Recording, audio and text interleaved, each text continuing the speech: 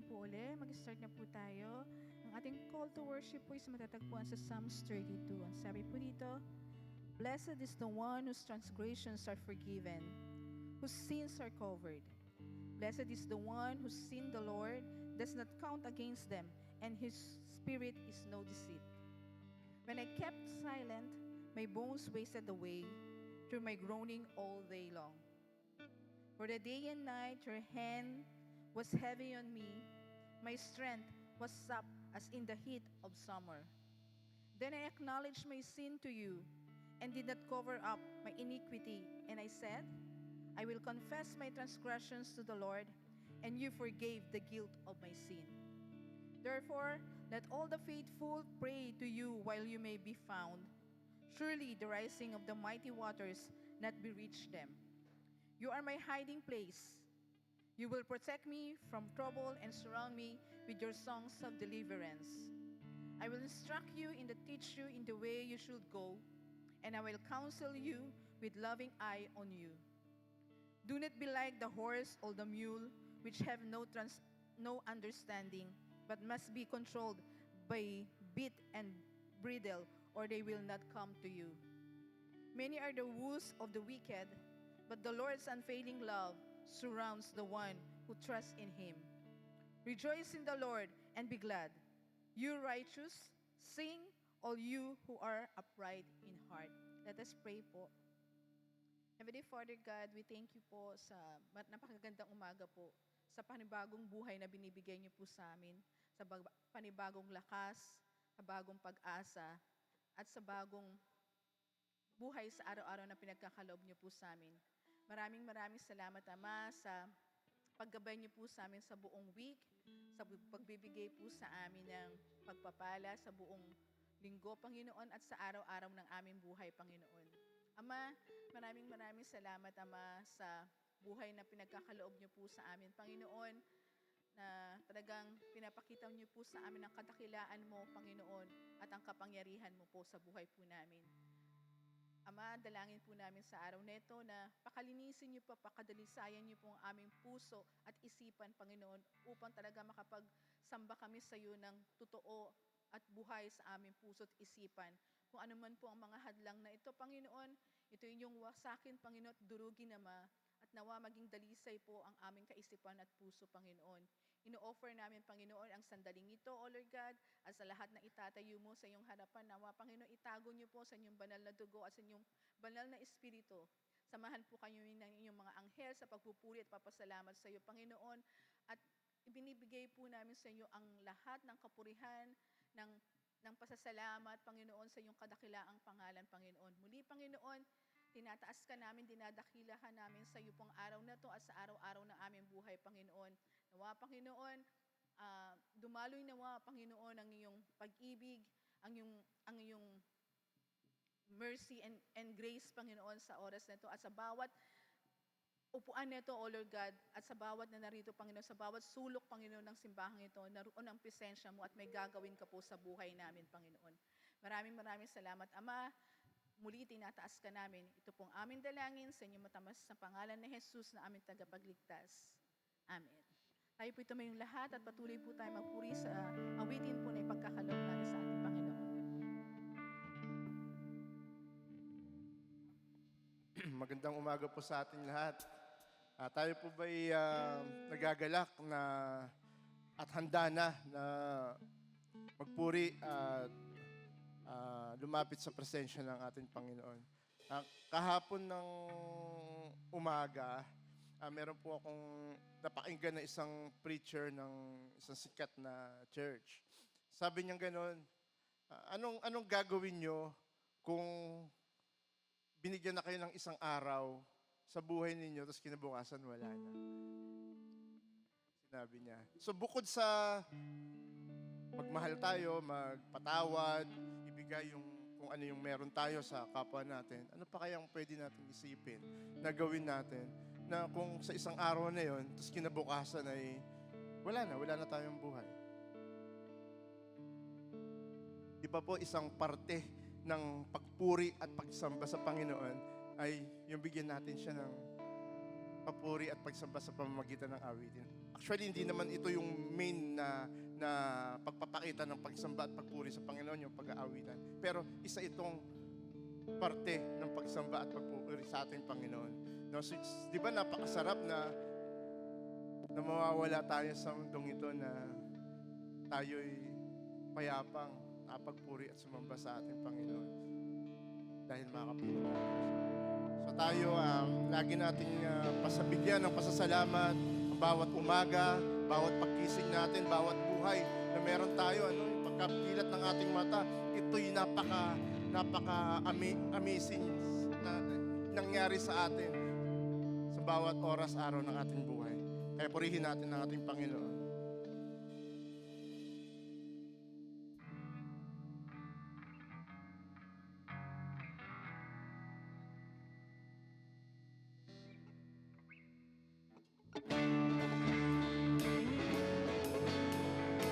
Tayo magalak na magpuri sa ating Diyos. Tayo magbigay ng pasasalamat sa pamamagitan ng ating mga awitin.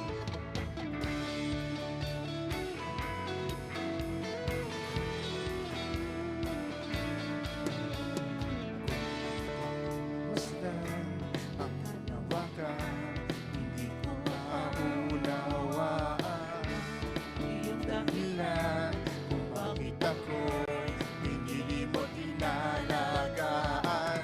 Di ko kayang isipin, hindi ko kayang sukatin ang pag-ibig mo, Jesus, inyong binigay sa akin.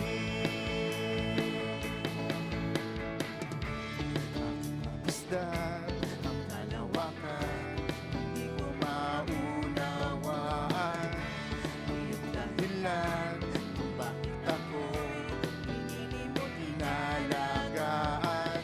Hindi ko kayang isipin, hindi ko kayang sukatin ang pag-ibig mo.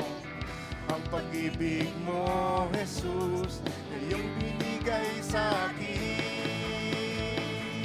Salamat! Salamat, salamat, O Jesus, sa pag-ibig mo.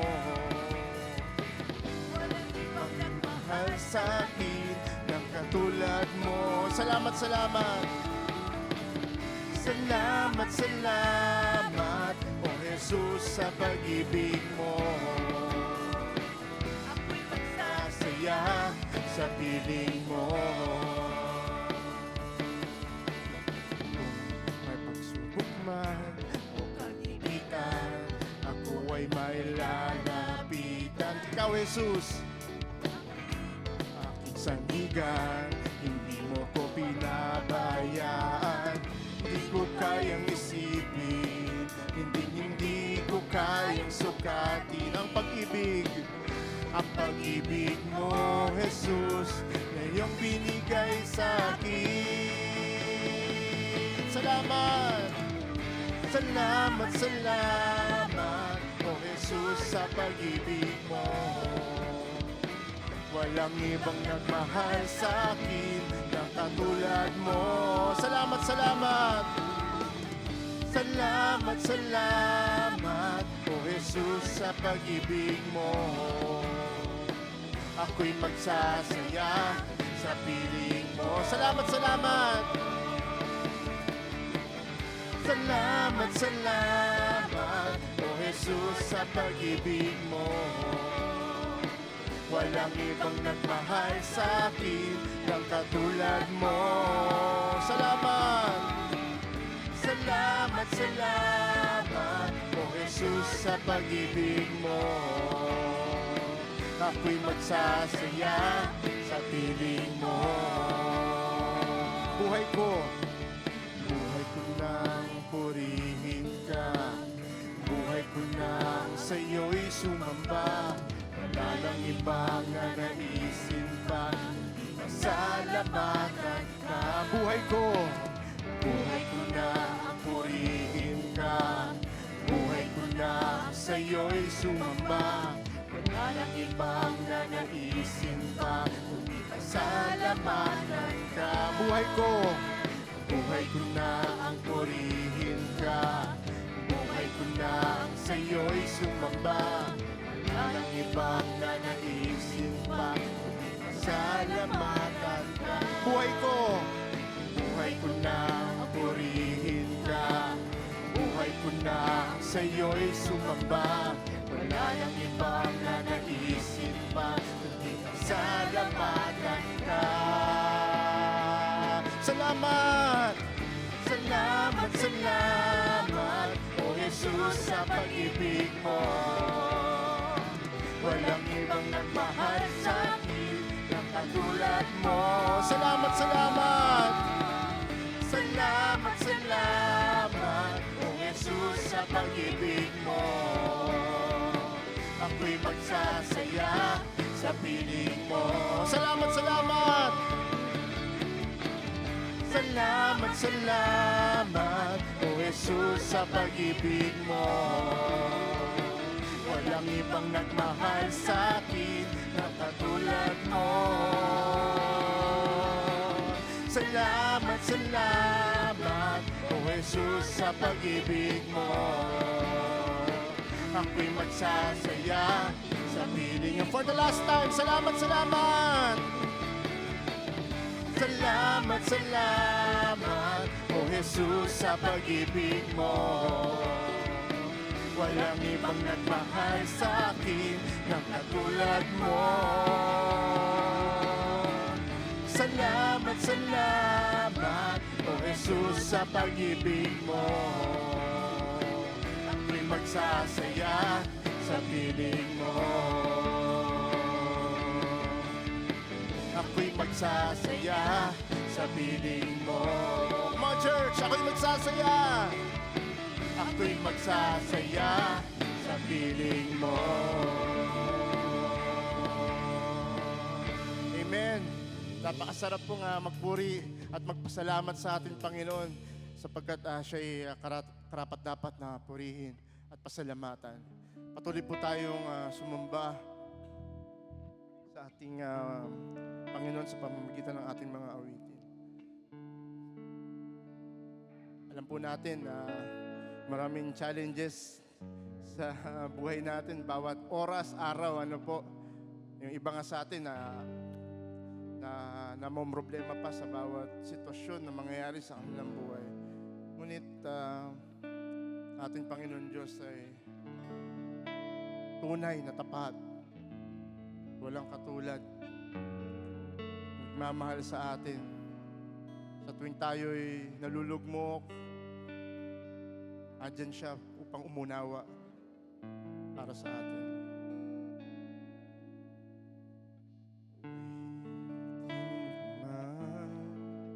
Lahat ng awit sa mundo, di kayang ilarawan ng dakilaan mo. Lahat ng tula, kulang maging mga salita upang ihayag ang kabutihan mo.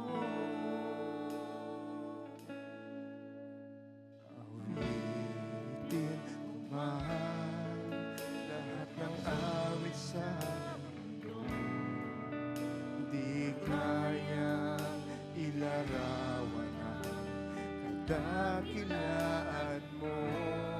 Kulang ang lahat ng tula, kulang maging mga salita upang ihayag ang kabutihan mo. Wala kang katulad, wala nang higit sa'yo. Wala kang katulad,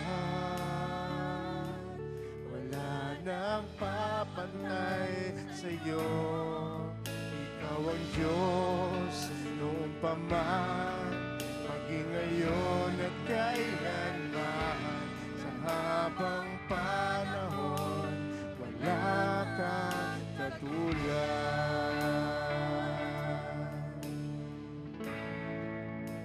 Awitin ko man. Awitin ko man lumapit sa iyo. Di kayang ilarawan ang kadakilaan mo.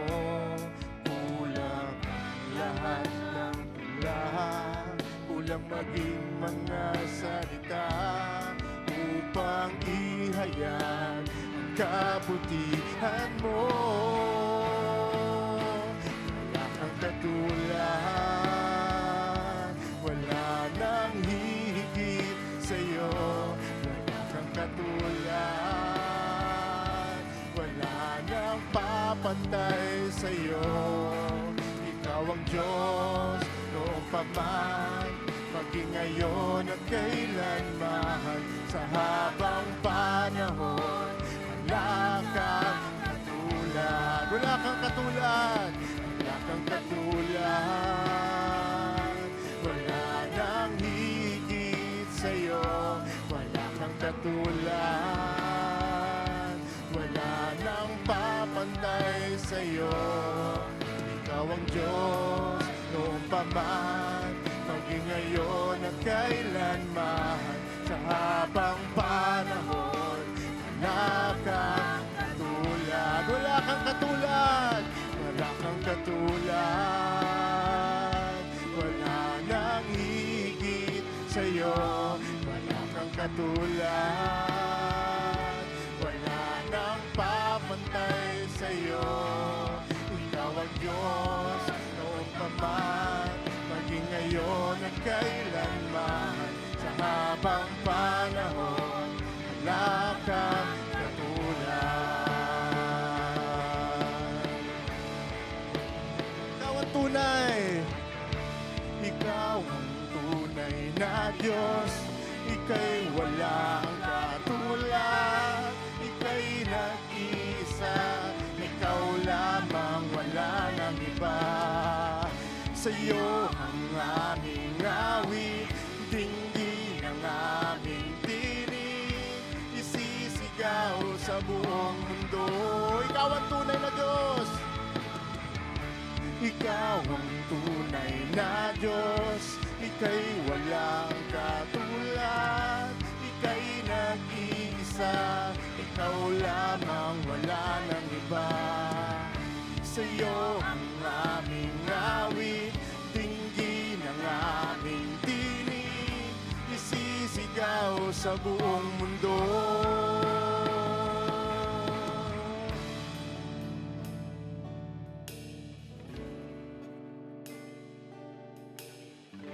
Hindi po tayong mawit. Puri sa Panginoon.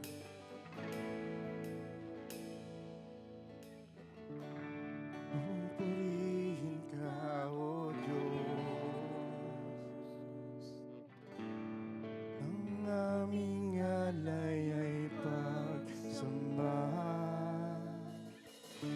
Luwalhatian, buong karangalan, kapangyarihan mo'y walang katulad. Pupurihin ka. Pupurihin ka, O Diyos. Ang aming alay ay pagsamba. Kaluwalhatian, buong karangalan, kapangyarihan mo'y walang katulad.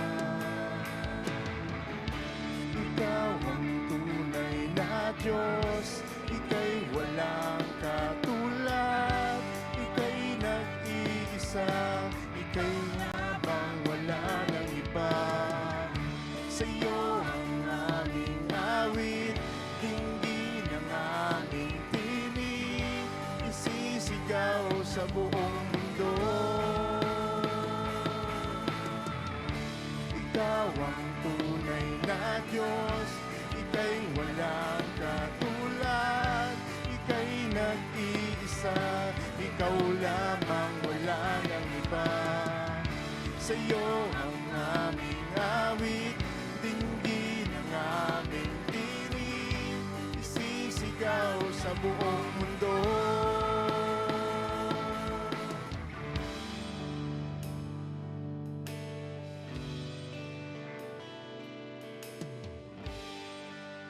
po natin. Ikaw ang tunay na Diyos. Ikaw ang tunay na Diyos. Ika'y walang katulad. Ika'y nag-iisa. Ikaw lamang, wala nang iba. Sa'yo ang aming awit, dinggin ang aming tinig, isisigaw sa buong mundo. Ikaw ang tunay na Diyos.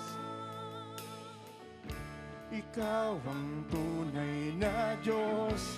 Ika'y walang katulad. Ika'y nag-iisa. Ikaw lamang, wala nang iba. Sa'yo ang aming awit, dinggin ang aming tinig, isisigaw sa buong mundo. Ikaw ang tunay, ikaw ang tunay na Diyos. Ika'y walang katulad, ika'y nag-iisa. Ikaw lamang, wala nang iba. Sa'yo ang aming awit, dinggin ang aming tinig, isisigaw sa buong mundo. Sabay-sabay po natin awitin. Ikaw ang tunay na Diyos. Ikaw ang tunay na Diyos. Ika'y walang katulad. Ika'y nag-iisa. Ikaw lamang, wala nang iba.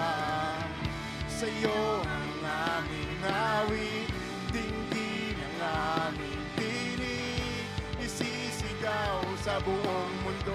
For the last time, ikaw ang tunay na Diyos. Ikaw ang tunay na Diyos. Ika'y walang katulad. Ika'y nag-iisa. Ikaw lamang, wala nang iba. Sa'yo ang aming awit, dinggin ang aming tinig, isisigaw sa buong mundo. Isisigaw!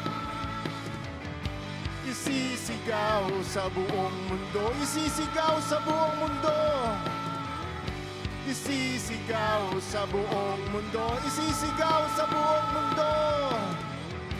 Isisigaw sa buong mundo.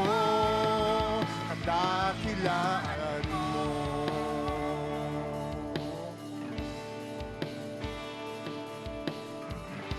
Isisigaw sa buong mundo, kadakilaan mo. Hallelujah. Amen. Sa Diyos lahat ng papuri, pasasalamat, sa Kanya lamang lahat. Pasasalamat, papuri at pagsamba, wala nang iba. Amen. Hallelujah. Praise God.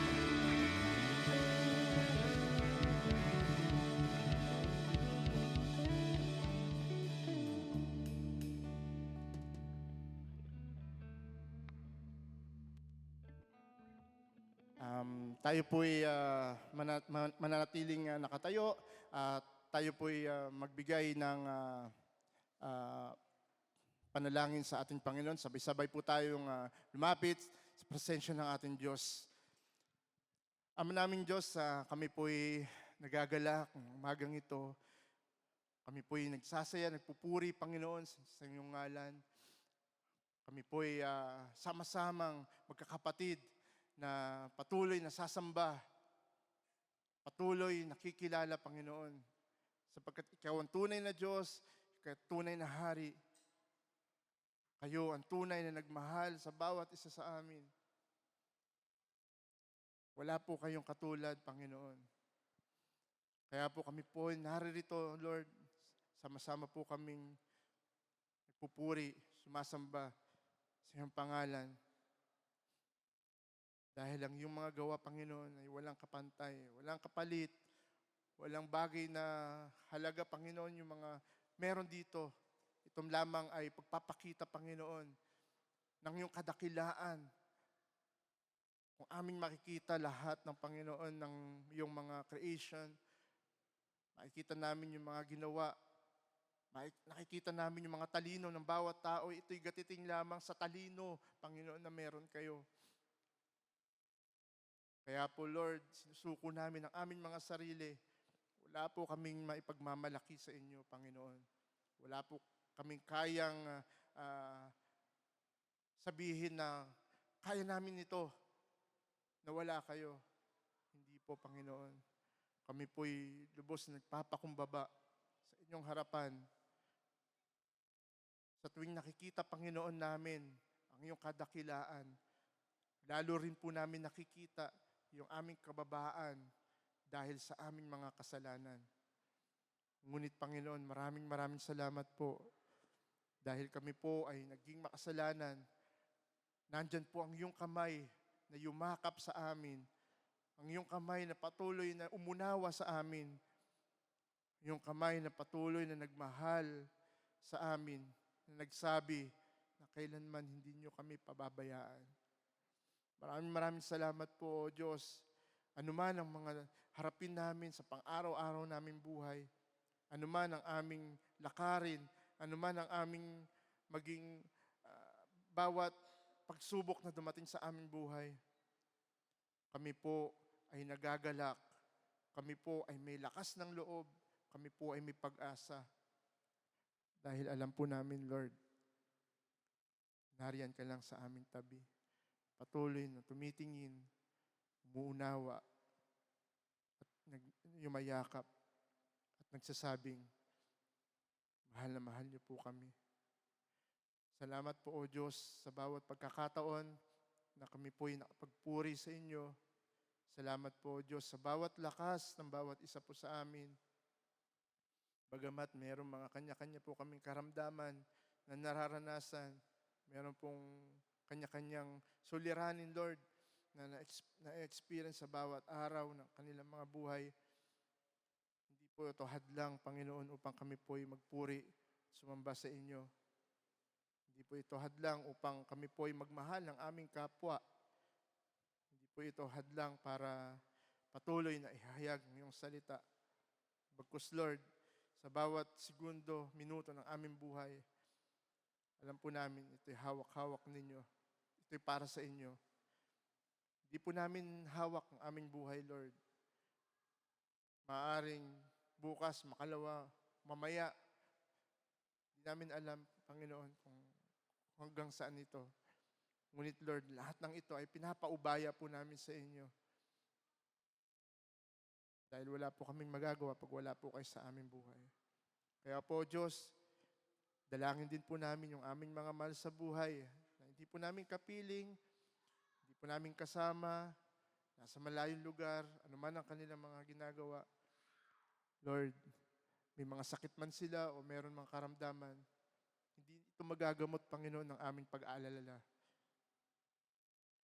Ang makakagamot ito, Panginoon, yung ipagkatiwala namin sila sa inyo. Maging ang kanilang kaluluwa.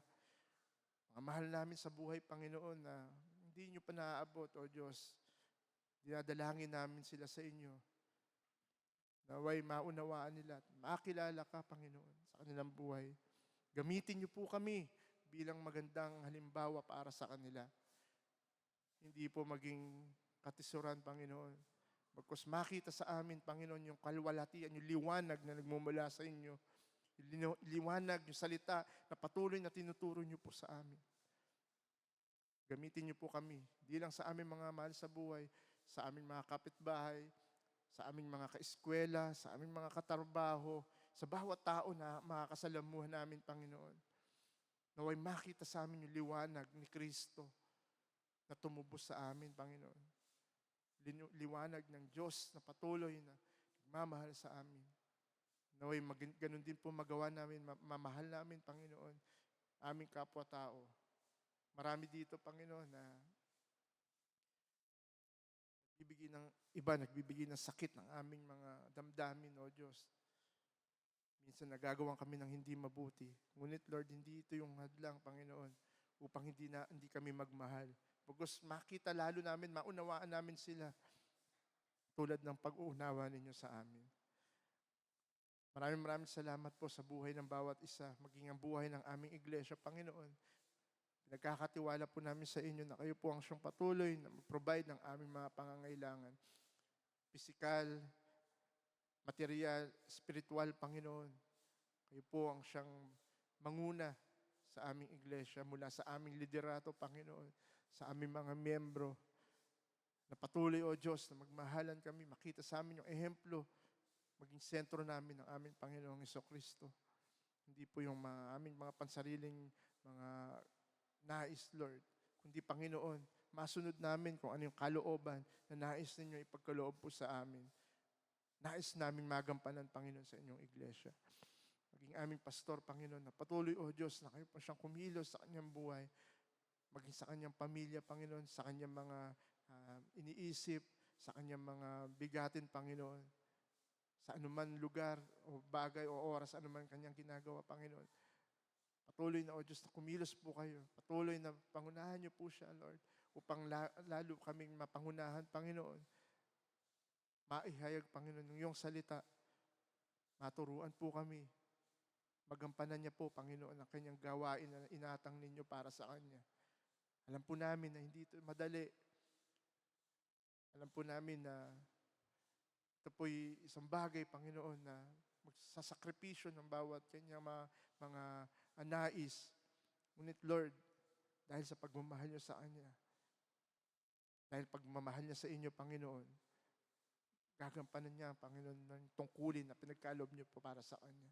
Kaya maraming salamat po sa buhay ng aming pastor.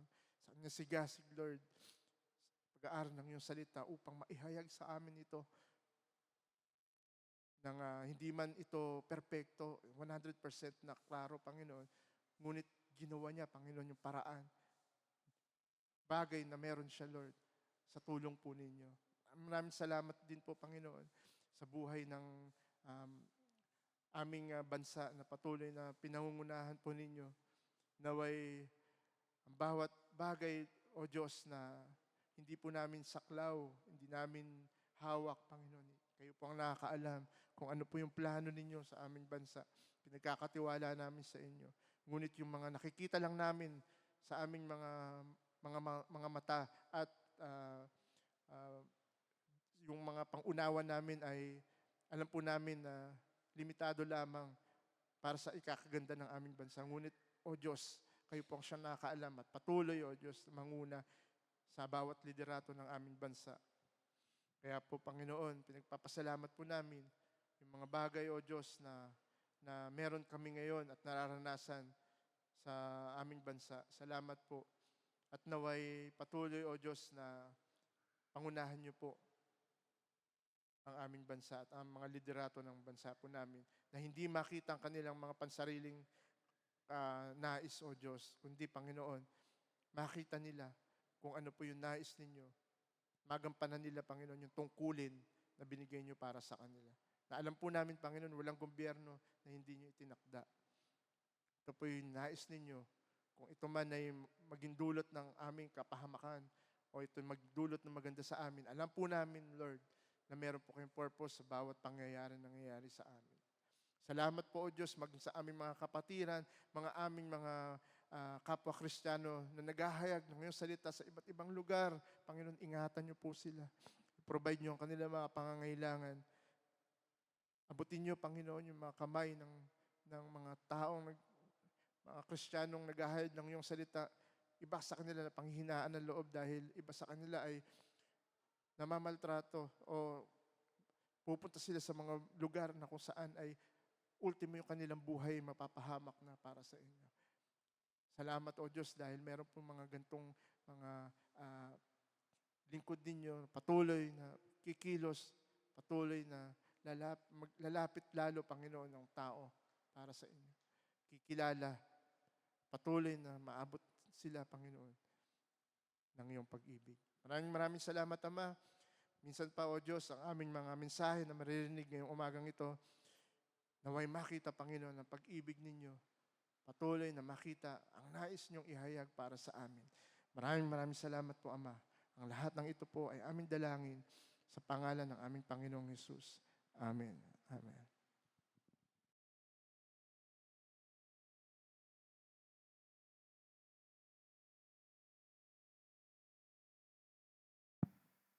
Salamat, kapatid.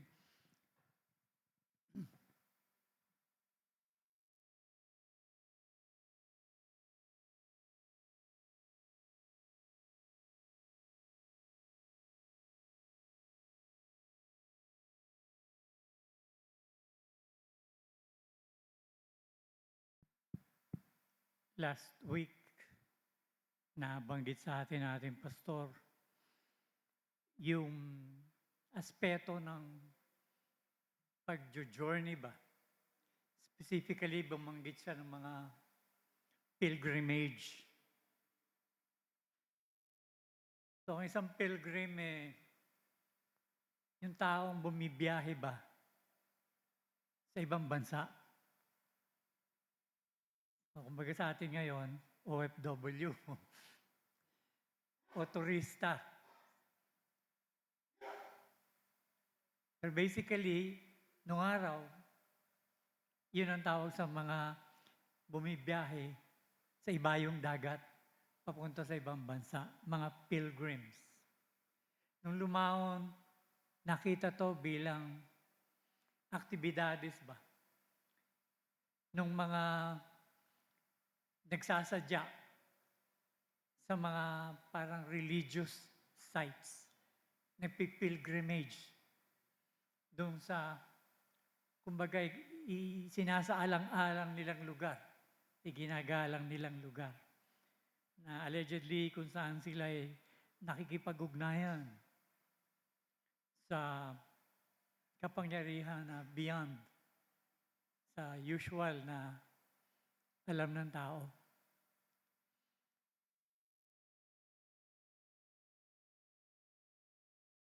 Nagkaroon pa tayo ng term nung araw baga hindi tayo nag-umpisa noon. Yung Pilgrim Fathers. Ito yung mga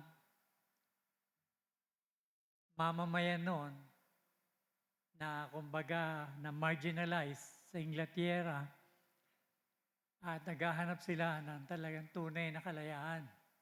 Lalo na sa kalayaan ng pagsamba. Wala silang makitang gano'n sa Inglaterra. Kaya sabi nila meron doon sa New World, doon sa bagong daigdig.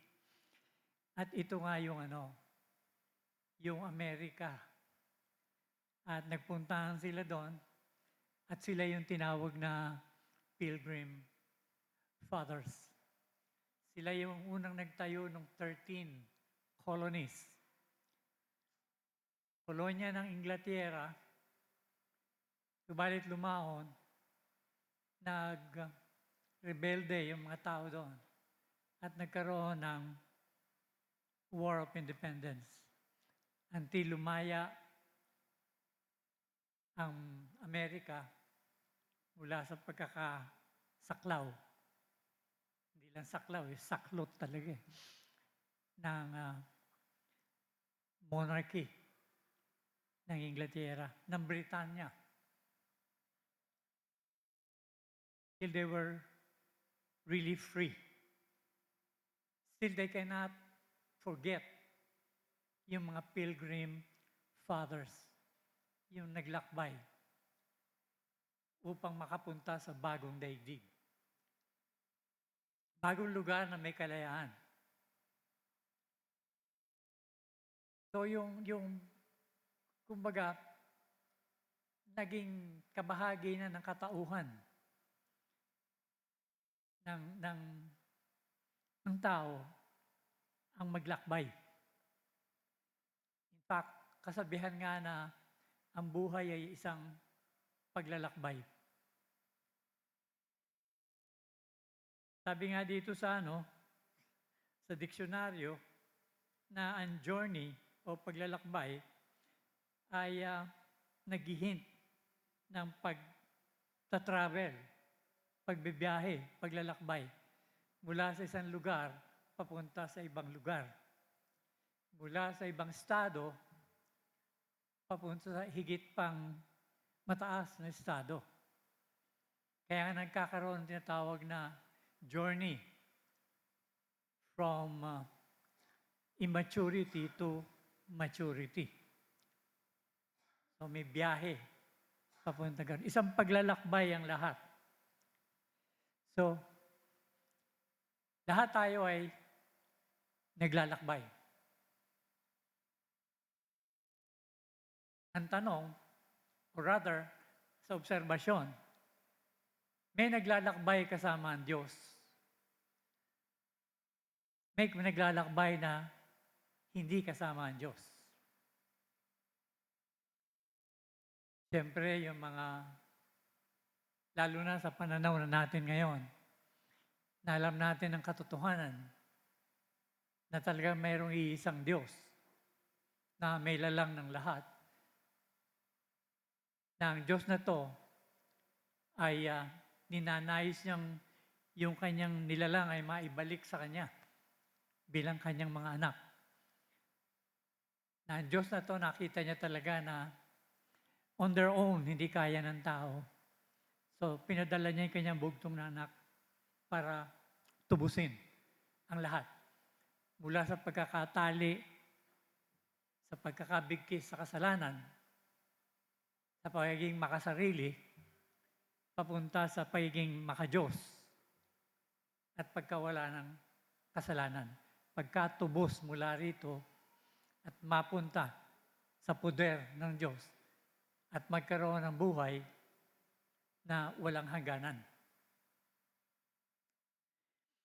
So yung mga walang Diyos, yung mga hindi nakakakilala sa Diyos, yung hindi kumikilala sa Diyos, bagaman at naglalakbay sila sa buhay, naglalakbay sila ng walang Diyos. At ang paglalakbay nila ay limitado lamang sa takbo ng buhay nila dito sa mundo. Pagkatapos noon, ang lakbayin nila, sabi nga, ay hindi na kanais-nais na lugar na pupuntahan. Hindi katulad ng mga may Diyos, ang paglalakbay nila kasama ang Diyos. Ang paglalakbay nila ay wala nang hangganan eh. Sa biglang tingin, pag sinabing walang hangganan, yun ay yung hangganan ng material na mundo. Yung hangganan ng naiintindihan at nasasaklawan ng normal na rason ng tao. Lakbayin to beyond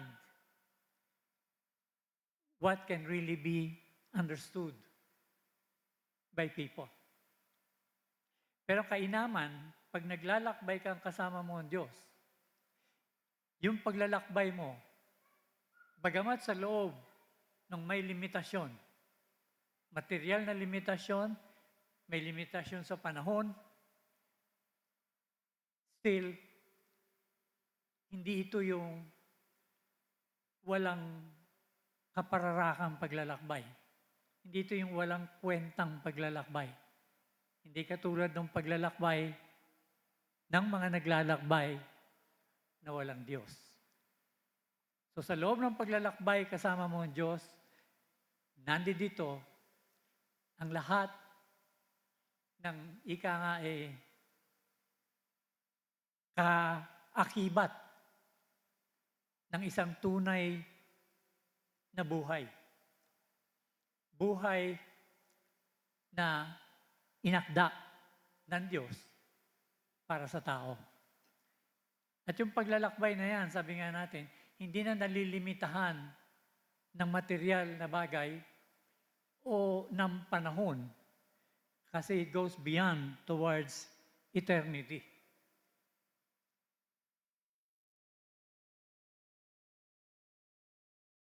Mahalagang maglinaw sa atin to. Hindi na natin masyadong pag-uusapan yung paglalakbay ng mga walang Diyos. At alam natin na ang mga ito na hindi nakakakilala sa Diyos ay yung mga taong hindi kumilala sa ating Panginoong Jesus na siyang naging parang kumbaga kabuuan ng Diyos sa material na lugar. At hindi lamang sugo ng Diyos, kundi siya nagpaunawa sa tao ng katotohanan ng Diyos at ang lahat-lahat ng tungkol dito. Siya din naman ang siyang naging daan upang ang tao ay kumawala sa limitasyon ng material na katotohanan at ng akdain ng panahon patungo sa kawalang hanggan. Mapalad tayo pagkat niloob ng Panginoon na ibukas sa atin ang katotohanan ito na ang tanging landasin patungo sa Kanya, patungo sa kawalang hanggan, patungo sa walang kahulilip na kaligayahan, patungo sa tunay na kalayaan, ay sa pamagitan ng Kanyang bugtong na anak. At iisa lamang ang hinihiling. Ang tayo ay manampalataya sa Kanya.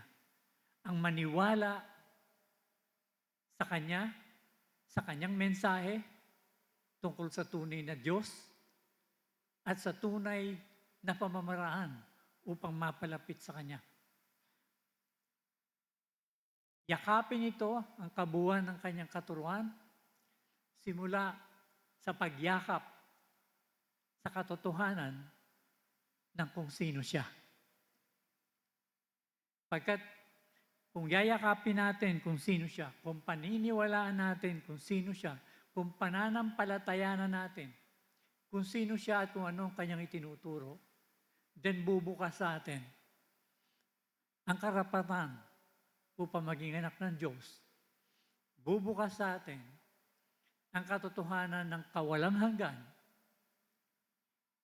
Bubukas sa atin yung katotohanan na hindi nalilimitahan ng material at rasyonal na katotohanan na nakikita na ng ating mga mata, nadidinig ng ating mga tainga, nararamdaman ng ating mga senses. But a reality that goes beyond that. At ito lamang ay maintindihan natin sa pamagitan ng ating Panginoon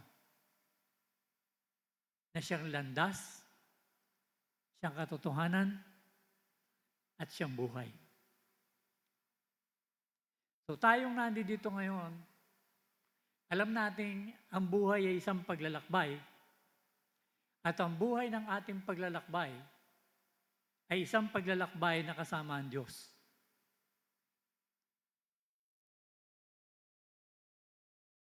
Sa ayaw natin at sa gusto, sa simula nang tayo'y binigyan ng biyaya upang maging anak niya,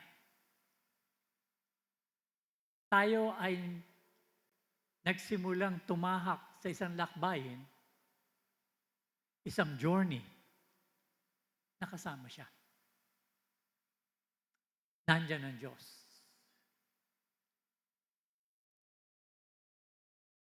Nakalaan ang dapat nating daanan sa ating paglago, paglaki, pagmamature, nakatakda ang ating daratnan, maging dito pa man sa mundong ibabaw. Nakatakda yung ating pupuntahan, in a sense.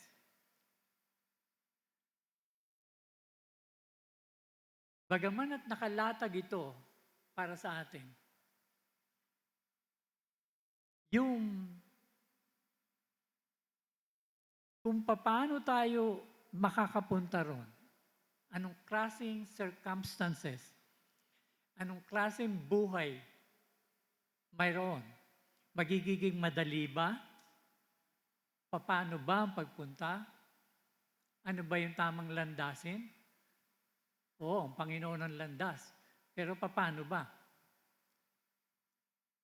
Ang lahat ng ito ay hindi karakarakang malalaman. maliban sa yung ipapahayag ng Diyos sa atin. At malaki ang kinalaman nito sa ating pagkakakilala sa katotohanan ito at sa attitude natin dito.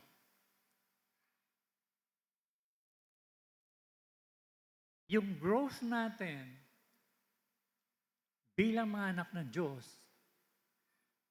bagaman at nakatungtong sa biyaya ng Diyos, malaking bahagi yung ating pagkilala dito, yung ating pananampalataya dito, yung ating pagkilala sa mga tagubilin, at yung ating pagsunod sa ating tagubilin. Kumbagay, ito ang magiging takda. Ito yung magiging, kumbagang, pamamaraan. Ito din yung magdidikta kung anong klaseng lakbayin magkakaroon tayo.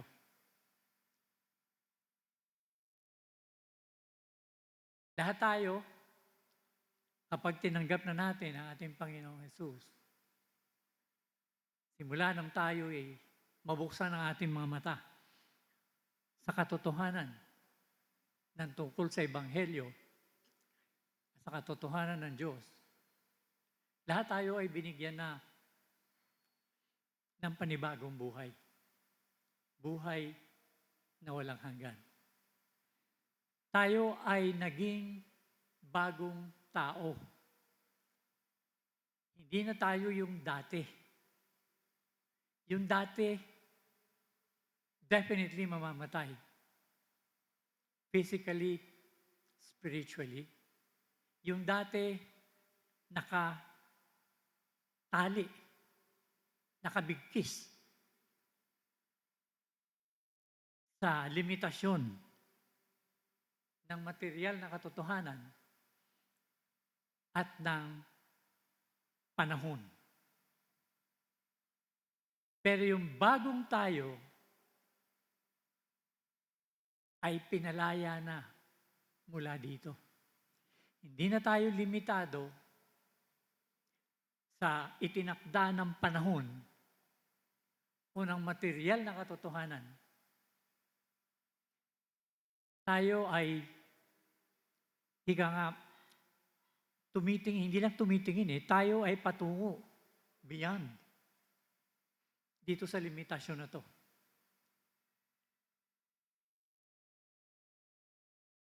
At habang nandito tayo sa loob ng limitasyon ng material na katotohanan,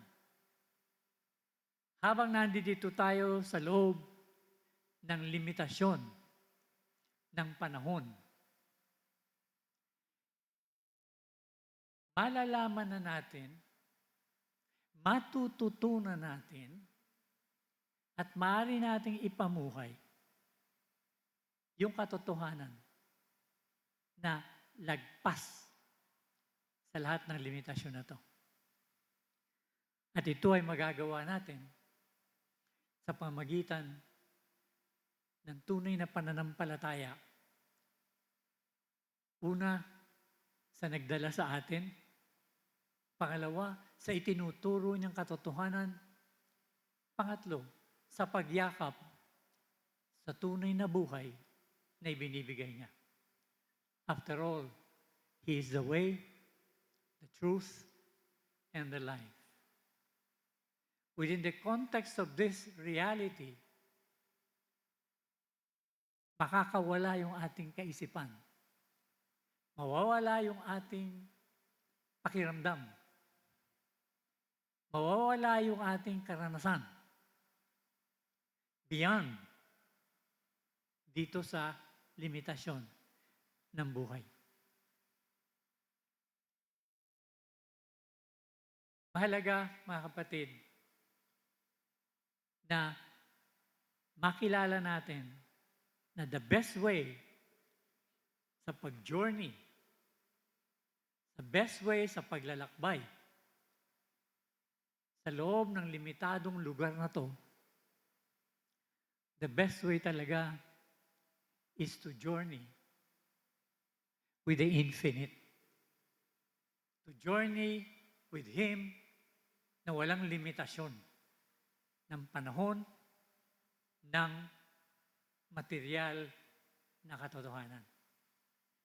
The best way is to journey with God. May inaawit-awit tayo nun eh.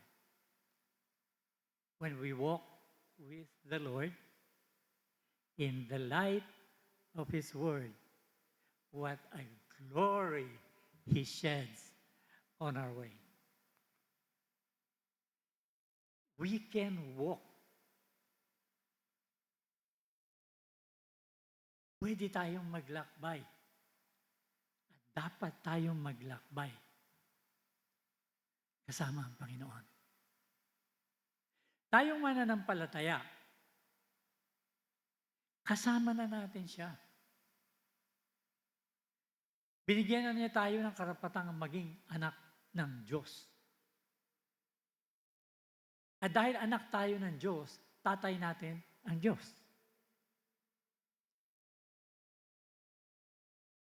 Dahil tatay natin ng Diyos, sabi nga ni Paul, hinuhubog tayo upang maging kahawig. Hindi lang kahawig eh. Hinuhubog tayo sa anyo ng ating Panginoong Hesus upang siya ay magkaroon ng maraming kapatid at siya ay talagang tunay na maging panganay, firstborn. Nang implikasyon nito, yung ating buhay na hinuhubog sa wangis ng anak ng Panginoon na si Jesus ay mamumuhay, dadanas ng katotohanan na tulad ng kay Jesus. At ang lahat ng ito nakasalalay sa ating tunay na pananampalataya hinggil dito. Kaya mahalaga, when we walk with the Lord in the light of His Word, we're not going to be walking with the Lord according to what people or institutions have taught us. We're not going to be walking with the Lord according to what we think we should be doing.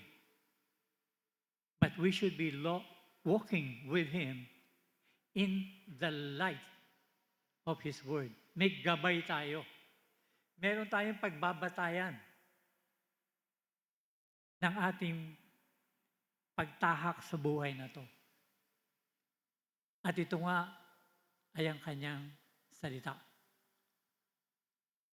Sinabi nga ng Panginoon, man shall not live by bread alone, but by every word that proceeds from the mouth of God. Kapalad tayo, mga kapatid, dahil yung word na yan na nag-proceeds from the mouth of God, kahit na paano, na-summarize na yan o nailimbag na yan, nailagay na yan sa banal na kasulatan. Na ito yung talagang salita ng Diyos, yung Word of God, kung saan siyang magiging batayan natin upang malaman natin hindi lamang ang daan, ang landas, hindi ang buong katotohanan, at maranasan natin ang tunay na buhay. At ang sikreto, bukod sa aalamin natin kung ano yung word na yan. Ibig sabihin, pagsusumikapan nating malaman kung ano yung word na yan. By His grace. Pagsusumikapan nating matutunan kung ano yan. Maunawaan. Pagsusumikapan natin talagang bulay-bulayin sa ating mga puso. Mahimay-may natin sa bawat himay-may ng ating katauhan ang katotohanan ng salitang ito. At habang natututuhan natin ito, nandiyan ang ating pagsampalataya, nandiyan ang ating pagtitiwala. Sabi nga, ang sikreto is to trust and obey.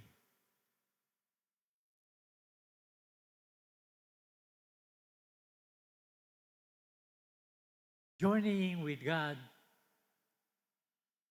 is journeying with the reality of trusting Him and obeying Him. Journeying with God is journeying in faith. By faith. With faith. Nung araw, nung bago-bago akong nananampalataya, may mga nadidinig ako, ako living by faith ako eh. Sila, they live by faith eh. Pero nung panahon na yun, pag sinabing living by faith, I live by faith, sila yung mga taong hindi na talaga nagtatrabaho upang kumita, upang mabuhay. Hindi sila ay umaasa sa kalooban ng Panginoon. Marami dito, nagtatrabaho pa din. May ginagampanan silang gawain, kumikita sila as a result of this. Or nabibigyan sila ng kabuhayan as a result of this. Subalit hindi na sila nabubuhay, hindi na sila naghahanap buhay para mabuhay. Meaning para magkaroon ng mga material na bagay na to. Kundi ginagawa na lamang nila to. Sabi nga nila, bilang calling, bilang pagtawag sa kanila. Para gampanan itong mga gawain ito. Unti-unti na-realize ko yung sinasabing calling na to ay hindi lamang para sa mga magpapastor o nagpapastor. Kundi ang calling na to ay para sa lahat na may gagampanan, tungkulin, gawain sa buhay nito. Ang iba, ang calling ay maging doktor. Ang iba, ang calling ay maging teacher. Ang iba, ang calling ay maging negosyante. Ang iba, ang calling ay maging janitor. Pero sa loob ng calling na to, kung naiintindihan nila at mapaparangalan nila, maluluwalhatian nila ang Panginoon sa pamagitan ng calling na to, higit na maglilinaw sila sa kanila ang katotohanan ng Diyos at ng buhay. Lalong-lalo na if they're conducting yung calling na yan in the light of His Word. They are walking with the Lord in the light of His Word. This is true journeying with God.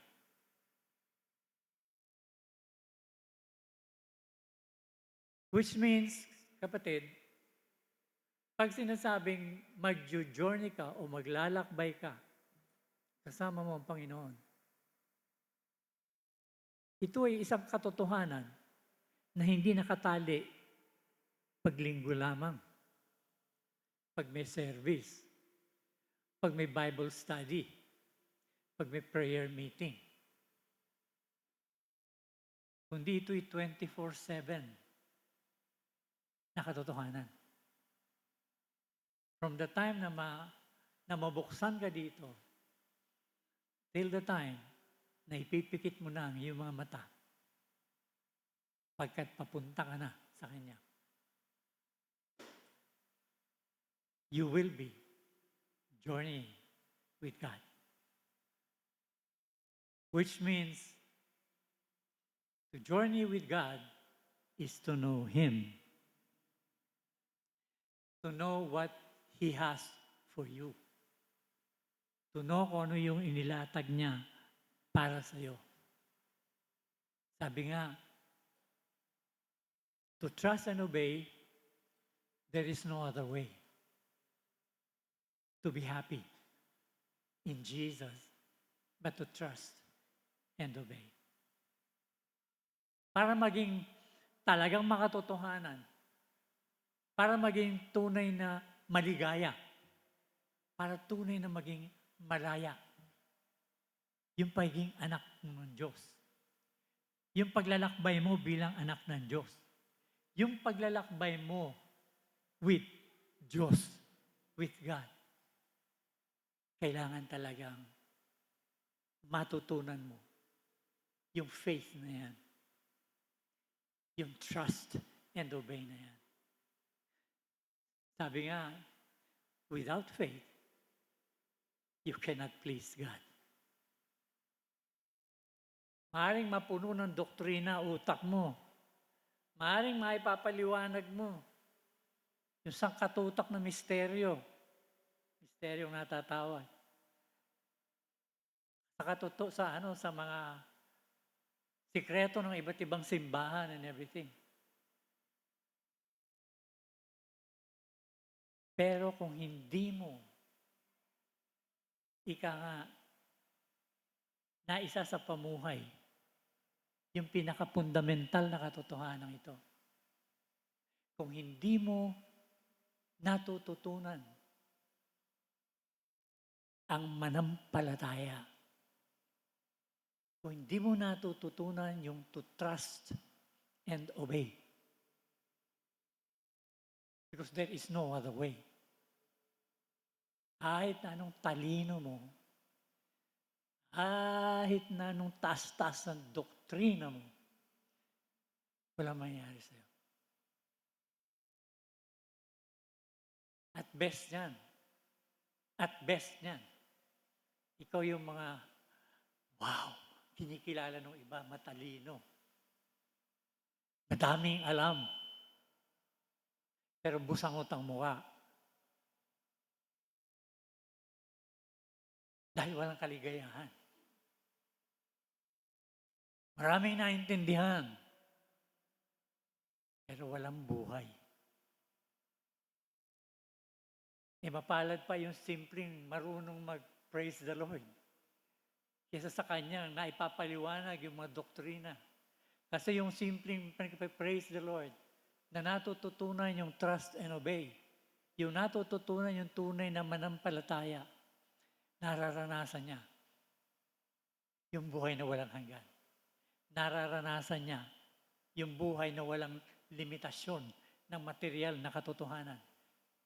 Nararanasan niya yung buhay na hindi sinisikil ng limitasyon ng panahon. So, ang talagang sikreto is to trust and to obey. To live by faith. To walk with God in the light of His Word. Now,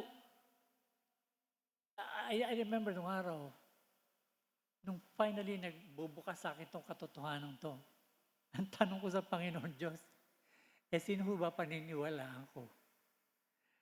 Kasi, pare-pareho ang binabasa, pare-pareho ng binibigkas, iba-iba yung sinasabi. Sino ba yung paniniwalaan ko? Yun yung dilemma ko nung araw.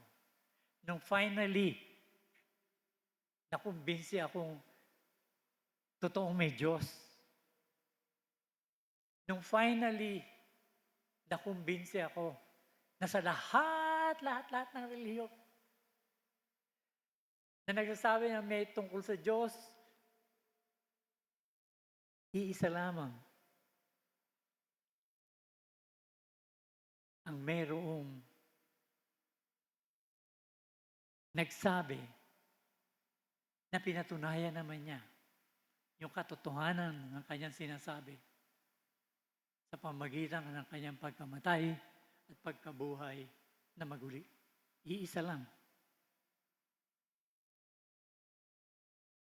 Pero yun ang problema ko. Bagamat iisa lang itong si Kristo Jesus, bagamat iisa lamang dapat ang Biblia, bagay sabi na iba yung Biblia ng Katoliko Romano, iba yung Biblia ng mga Protestante. Alin ba yung tamang Biblia? But anyway, malinaw na sa atin. 66 na aklat sa loob ng Biblia. Pero bagaman defined na mayroong 66 na aklat yung Biblia, sabi ko na, sino paniniwalaan ko, Lord? Kasi ito iba yung sinasabi. Ito iba yung sinasabi. Lahat nagsasabi, Prince of Peace. Pero nag-aaway.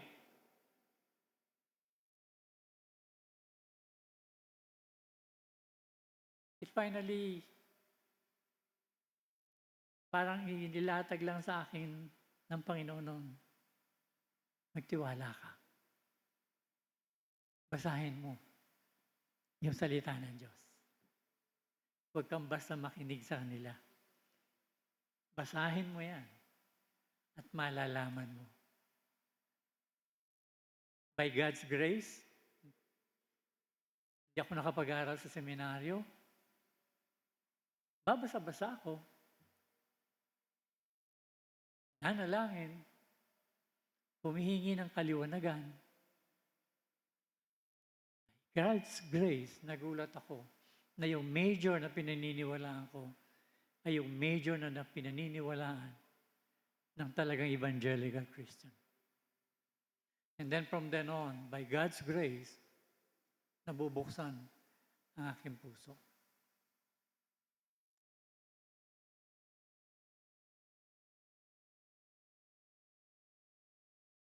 Ang katotohanan ay hindi maaaring ibigay lang sa iyo ng tao. Kahit na gaano katalino pa to. Kahit na gaano mahusay na pastor ito. Ang katotohanan ay maibibigay lamang sa iyo ng Panginoon. At ang katotohanan yan ay maibibigay sa iyo ng Panginoon kung hinahanap mo ito sa Kanya. Binigay na sa atin ang gabay, banal na salita ng Diyos. Nasa sa atin ang talagang pagsaliksik dyan. Ibig ba sabihin, tatapon ko lahat yung sinasabi nila? Hindi naman. Tabi mo. Basahin mo kung ano yung sinasabi ng Skriptura. Nung araw, problema ko. Sige, babasa na ako rito. Saan ako mag-umpisa? Binasa ko nun yung Genesis. Wala akong naintindihan. Dahil fantastic para sa akin. Hindi ka panipaniwala. Nagbasa ako ng unang bahagya ng Matthew. Sabi ko, lalo ko naging irehe pagkatapos nun. Pero nga, andun pa rin siya sabi ng Panginoon, magtiwala ka. Just go on. Until I did understand na ang skripturang to unang-una ay skriptura na isinulat ng mga Hudyo para sa mga Hudyo. Yung katotohanan ng tungkol sa Diyos, yung katotohanan ng tungkol sa buhay beyond the limitations of the material reality and time. Yung katotohanan yan ay ibinigay ng Panginoon sa mga sugo niya na Hudyo para maintindihan ng mga Hudyo. Then naintindihan ko, kaya pala merong Pablo. Kaya pala merong apostol na Pablo. Kaya pala may apostol na mga hentil.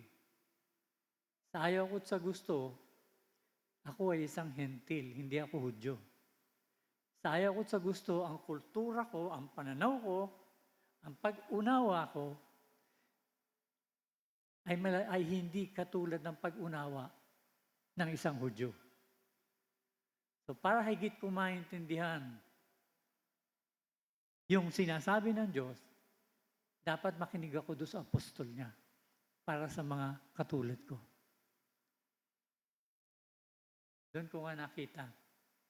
Iba pala pag binasa mo yung mga sulatin ni San Pablo. Bagamat ang sulatin niya ay sinulat niya sa mga iba't ibang simbahan, subalit nando doon yung mga katotohanan. At pag nakita mo pala yung katotohanan yan, naku, lalo palang lalawak ang pangunawa mo sa mga isinulat ni John. Na kumbaga sa lahat ng gospel na iba doon sa tatlong kasama niya, yung synoptic gospel. Pag naunawaan ko pala yung sinasabi ni John, pagkatapos ko maunawaan yung sinasabi ni Paul, higit pala maglilinaw sa akin yung sinasabi ni Matthew, ni Mark, at ni Luke.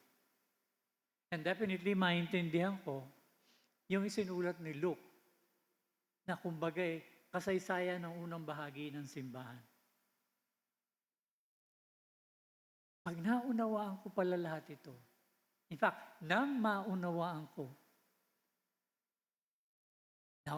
na yung New Testament, saka ko na-appreciate yung Old Testament sa katotohanan nito. And with that, I began to understand what it meant to walk with the Lord in the light of His Word. So mga kapatid, kung hindi pa nyo ginagawa, sana inyong ginagawa na. Talagang i-organize niyo yung pagbabasa ng Skriptura. Tapusin niyo lahat yung sinulat ni Paul para malaman yung sinulat niya para sa mga hentil. And then magandang maintindihan nyo yung mga sinulat ni John. Then, yung ebanghelyo nung tatlo. Magugulat kayo kung paano talagang luluwag ang pagtingin ninyo sa Old Testament. Lalong maglilinaw sa inyo yung Psalm, Proverbs, the Song of Solomon, the writings, and then the prophets, and then the Tanakh, the first 5 books of the Bible. At iba yung kalayaan na makikita nyo. So this is part of journeying with God, to know Him through His Word, and to experience Him sa buhay mo. How? By trusting and obeying. Kasi the Lord will speak to you if you have not experienced it. But I trust most of us have experienced this. And then you obey. Maraming beses para bang nakakatakot yung pinapupuntahan sa'yo. Mahalin mo yung kaibigan. Ano kaaway mo?